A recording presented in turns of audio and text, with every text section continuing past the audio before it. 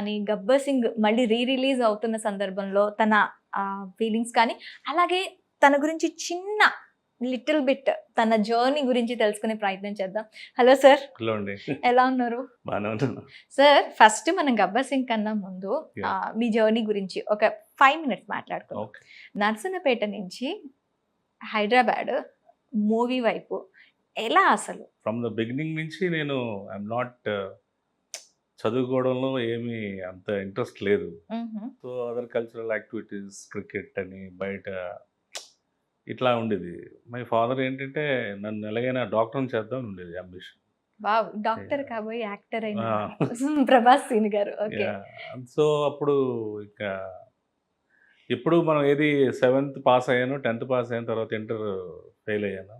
Okay. Degree అనేది లేదు, polytechnic join అయ్యాను, discontinued. Polytechnic A group sir? Electronics and communications.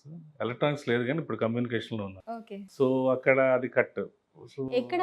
Srikakulam government polytechnic ఏనా? కాదు Gudivada polytechnic. Gudivada. Yeah. Okay. Okay. So అక్కడి నుంచి ఇంకా మా ఫాదరు శరత్ బాబు గారు friends, childhood friends. So daddy ఎప్పుడు చెప్తుంటారు, ఆడు చదవట్లేదు పాపం, వాడి గురించి టెన్షన్గా ఉందంటే, ఎందుకు మరి ఎలాగ చదవడాడు, తీసుకెళ్ళి హైదరాబాద్ మధు ఇన్స్టిట్యూట్లో పడేయాడికి అని చెప్తే, అప్పుడు నాకు మధు ఇన్స్టిట్యూట్లో మా నాన్నగారికి జాయిన్ చేశారు.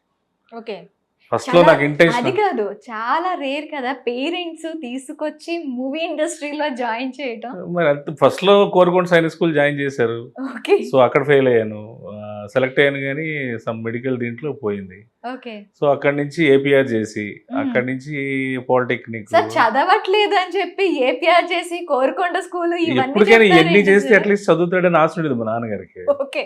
సో చదువు అనేది కోరుకొండ హై స్కూల్ అనేది నాట్ ఏ నార్మల్ థింగ్ కాదు. కాదు. చాలా కష్టపడాలి కోరుకొండ స్కూల్ కి వెళ్ళాలన్నా. ఏపీఆర్ చేసేకైనా కూడా టఫ్.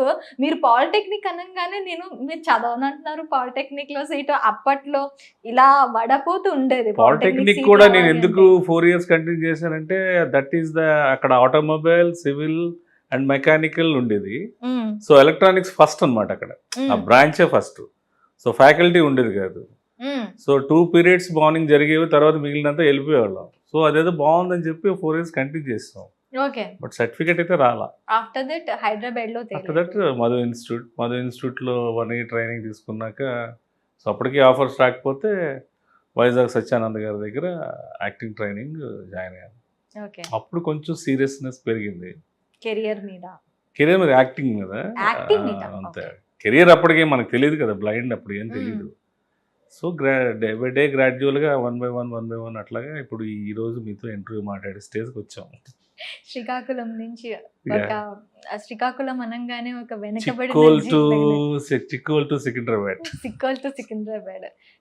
మీకు ఎలా అనిపిస్తూ ఉంటుంది ఒక్కసారి అప్పటి లైఫ్ ని ఇప్పుడుని ఒక్కసారి బేరేజ్ వేసుకుంటే మీకు ఎలా అనిపిస్తుంది? అంటే ఇప్పుడు మనం వేసుకోగలుగుతున్నాం కానీ అప్పుడు మనకేం తెలియదు కదండి. మనం ఏం మనం ఏమవుతాం మనకు తెలీదు.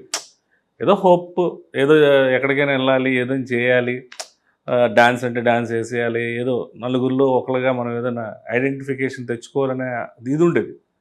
దట్ లీడ్స్ ఇక్కడికి తీసుకొచ్చింది నేను అనుకుంటున్నా. ఓకే. అయితే 'గబ్బర్ సింగ్' సినిమా అసలు అవకాశం ఎలా వచ్చింది 'గబ్బర్ సింగ్'? 'గబ్బర్ సింగ్' అంటే హరిశంకర్ గారు నాకు ఈ సినిమా ఆఫర్ లైఫ్ ఇచ్చారండి. యాక్చువల్గా నా గురువు గారుగా ఆయనే నాకు ఈ సినిమా లైఫ్ ఇచ్చారు. యాక్చువల్లీ అంత సీరియస్గా నేను ట్రై చేయట్లేదు అప్పుడు, అటు వరకు ఇటు వర్క్లో ఉన్నా. సో ఆయనే ఈ సినిమాకి టోటల్ 32 days క్యారెక్టర్ ఇచ్చారు. ఓకే. సో సార్ హరీష్ గారు చెప్పారు, నీకు 3 days వర్క్ ఉంటుంది, ఆ 3 days మాత్రం నువ్వు జాగ్రత్తగా చేసుకోవాలని ముందే చెప్పారు. 3 days లో కంప్లీట్ చేసేసారు అంటే మెయిన్ వర్క్ ఈ కబడ్డీ సీను, అంత్యాక్షరి, ఈ నాకు ముందు హరీష్ గారు చెప్పారు. ఓకే. సో మేము ఎప్పుడు వెయిటింగ్ అనమాట, ఆ సీన్ ఎప్పుడు వస్తుంది. కళ్యాణ్ గారితో సినిమా అంటేనే ఓ ఎక్సైట్మెంట్, అదో పెద్ద ఇంకా నాకు గోల్డెన్ ఆపర్చునిటీలా ఫీల్ అయ్యాను.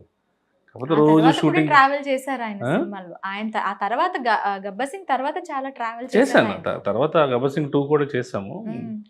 సో ఆ సినిమాకి మాకు ఏంటంటే ఫస్ట్ టైం ఆయన చూడడం, ఫస్ట్ టైం యాక్ట్ చేయడం అంటే ఇంకెప్పుడు కబడ్డీ సీన్ ఎప్పుడు వస్తుంది, ఈ సీన్ ఎప్పుడు వస్తుంది అని వెయిటింగ్ అనమాట. సో ఆ సీన్ వచ్చినాక ఇంకా ఆ సీన్ ఆయనలా ఇమిటేట్ చేయడం, అదే ఆ ఆయనలా సినిమా ఆయన ఎదురుగా ఆయనలా ఇమిటేట్ చేయడం. అంటే అది ఈవెన్ అది కాదు ఫస్ట్ టైమ్ అలా అంటే ఫస్ట్ ఆయనతో ఆయన ఎదురుగా ఆయనతో యాక్ట్ చేయడానికి కొంచెం నర్వస్‌నెస్ ఉంటుంది కదా! ఒక టాప్ డెఫినెట్‌గా హీరోతో. డెఫినెట్ అలాంటిది ఆయనలా యాక్ట్ చేయడం అంటే ఇంకా కొంచెం అంతే అంటే ఆ టైంకి నెర్వస్ నాకు ఫీల్ అయ్యారా? హమ్మయ్య! నాకో ఛాన్స్ అంటే ఆ థాట్ వచ్చిందండి అలా చేస్తే బాగుంటుందేమో అంటే ఆయన చూస్తే మనకు రాదు. హరీష్ గారు ఈ సీన్ ఇట్లా ఇట్లా కబడ్డీ సీను రాత్రి డైలాగ్స్ అని నాకు మార్నింగ్ చూసేసరికి ఇన్ని డైలాగ్స్ ఉన్నాయి. ఇదేంటి సార్ ఇన్ని డైలాగ్స్ నా మీద అంటే మరి నీ మీద పెట్టి రాసామని చెప్పన్నారు. సో అది సార్ లాగా ఇమిటేట్ చేయడానికి ఎలా చేస్తావు అన్నారు. చేసి చూపించాను. వెంటనే సార్ చూసారు అక్కడ పవన్ కళ్యాణ్ సార్ చూసి ఏది మళ్ళీ ఒకసారి చేయమనండి అన్నారు. అప్పుడు నేను నర్వస్ అయిపోయాను. ఫస్ట్ ఇంకా హరీష్ గారి దగ్గర రెచ్చిపోయి చేశాను కానీ ఆయన మళ్ళీ ఒకసారి చేసేసరికి నర్వస్ ఫీల్ అయిపోయాను. అంటే ఆ టైంకి అది అలా పుట్టింది, అది అలాగా బ్యాంగ్ లాగా అయిపోయింది.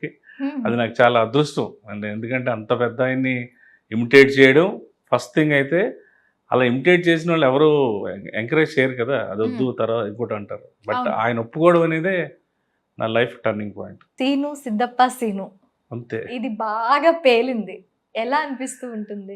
ఆ సిద్దప్ప అనేది మీకు ప్రభాస్ సీను ఎలా ఒక క్యాప్షన్ అయిపోయింది ప్రభాస్ గారి అవును. ఫ్రెండ్ గా, ఈ సిద్దప్ప సీను కూడా ఒక కొన్ని చాలా, రోజులు బాగా చాలా caption చాలా అయిపోయింది చాలా మీకు. చాలా టీవీ షోస్లో కానీ మ్మ్. ఎక్కడికి వెళ్ళినా కానీ సిద్ధప్ప సీను అని పిలిచారు.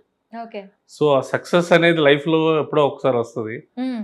అది ఇలాంటి సినిమా సక్సెస్ని ఇంకా మేము అప్పుడు సినిమా రిలీజ్ అప్పుడు ఇక్కడ లేదు, మలేషియాలో ఉన్నాను. నాకు Okay. ప్రాపర్ కమ్యూనికేషన్ లేదు. అందరూ చెప్తుంటే నాకు ఎక్సైట్మెంట్ ఆగేది కాదు. కానీ అక్కడ 10 days షూటింగ్ ఉంది. ఓ. ఇక్కడ అందరూ ఇంకా ఎంజాయ్ చేస్తున్నారు థియేటర్లో, వెళ్ళి చూసి ఎంజాయ్ చేద్దాం అనుకున్నాను. కానీ ఆ ఎక్సైట్మెంట్ వేరే లెవెల్. అయితే ఈ సినిమాలో మీకు వేరే క్యారెక్టర్ అనుకున్నారంట, నిజమేనా? లేదండి, ఇదే క్యారెక్టర్. ఇదే క్యారెక్టర్ ఇదే క్యారెక్టర్ అనుకున్నారు. ఇదే క్యారెక్టర్. ఓకే. ఈ సినిమాకే మీకు ఒకే ఒక మీలో టోటల్ కెరియర్ లో తీసుకున్నట్లయితే బెస్ట్ కమేడియన్ గా మీకు అవార్డు వచ్చింది టోటల్ కెరియర్ లో. మీకు ఈ అంటే ప్రత్యేకించి దాని గురించి చెప్పాలి అంటే ఏం చెప్తారు? సైమా అవార్డు వచ్చిందండి నాకు. ఆ టైంలో నామినీస్గా బ్రహ్మానందం గారు కూడా ఉన్నారు. సో నేను ఇంకా ఆయన ఉన్నాక ఇంకా మనకెందుకు ఇస్తారని నేను డిసైడ్ అయిపోయా. ఓకే. బట్ ఒక నైట్ ఫోన్ వచ్చి SIIMA award best comedian award year నీకే వచ్చిందంటే ఇంకా ఐఎమ్ వెరీ హ్యాపీ. నేను వెళ్ళలేదు కానీ శృతి హాసన్ గారు తీసుకున్నారు అవార్డు. అంటే అందరూ అక్కడ తీసుకోవటం వేరు, శృతి హాసన్ గారి చేతి మీద తీసుకోవటం గ్రేట్ గ్రేట్. సైమాకి వెళ్ళి తీసుకోవటం అదొక ఎక్సైట్మెంట్. అసలు ఇండస్ట్రీకి నిజంగా యాక్టర్ అవ్వాలని వచ్చారా, లేకపోతే ఇంకేదైనా గోల్ సెట్ చేసుకుందాం అన్నది ఇంట్లో అప్పుడు జాయిన్ అయ్యారా? లేదండి, యాక్టర్ అని కాదు, అంటే యాక్టర్ అనే వచ్చాను. బికాజ్ నేను కొంచెం డాన్స్ మధు ఇన్స్టిట్యూట్లో శ్రీధర్ రెడ్డి గారి దగ్గర డాన్స్ చేసుకునేవాళ్ళం. సో డాన్స్ కూడా చేస్తారా మీరు? ఓ. డాన్స్ చేస్తాను. ఆయనతో వెళ్ళి కొరియోగ్రాఫ్ చేద్దాము అదొకటి అనుకున్నా. ఏది స్టాండర్డ్ థింకింగ్స్ లేవు. ఇటు వెళ్తే ఇటు, ఇటు వెళ్తే అటు, అటు వెళ్తే అటు, అంతే తప్ప పర్టికులర్గా నేను ఇది ఇలా అవ్వాలనేది నాకు ఎప్పుడు గోల్ లేదండి.